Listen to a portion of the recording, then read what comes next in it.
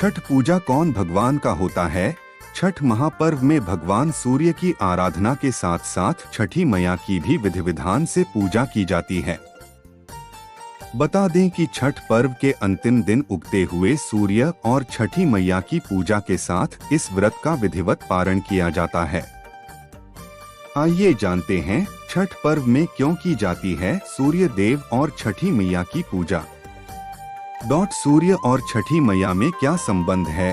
देवी प्रकृति के छठे रूप और भगवान सूर्य की बहन छठी मैया को त्योहार की देवी के रूप में पूजा जाता है।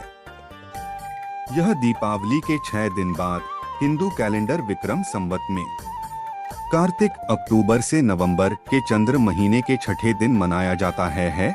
सूर्य की बेटी का नाम क्या था? पौराणिक कथा के अनुसार सूर्य देव की आरती 2 पुत्रियां थीं। एक का नाम कालिंदी था और दूसरी का नाम भद्रा था। कालिंदी बहुत शांत स्वभाव की थी और भद्रा का स्वभाव उग्र था। सूर्य भगवान को छठी मैया क्यों कहा जाता है? षष्ठी देवी सभी बालकों की रक्षा करती हैं। षष्ठी देवी को ब्रह्मा की मानस पुत्री भी कहते हैं। मान्यता है कि षष्ठी देवी के आशीर्वाद से सूनी गोद भर जाती है, इसलिए बच्चों के जन्म के छठ षष्ठी देवी पूजन का महत्व है।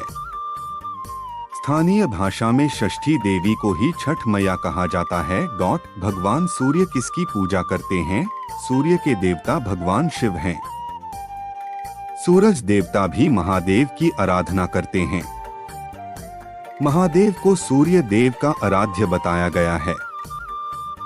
शनि देव के गुरु भी भोलेनाथ ही माने गए हैं और सूर्य देवता के आराध्य भी शंकर भगवान ही हैं।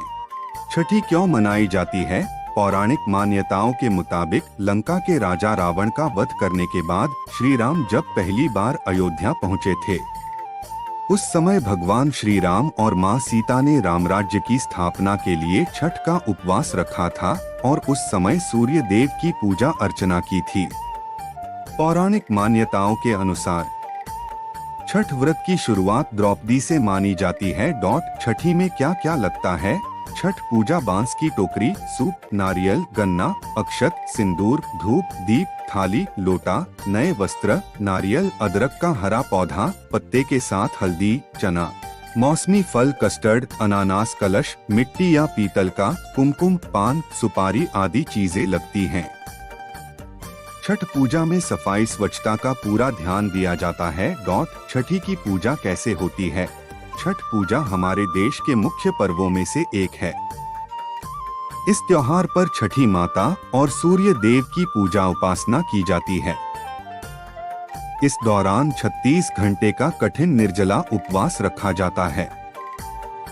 कार्तिक माह की चतुर्थी तिथि को पहले दिन नहाय खाए, दूसरे दिन खरना, तीसरे दिन डूबते सूर्य और चौथे दिन उगते सूर्य को अर्घ्य दिया जाता है।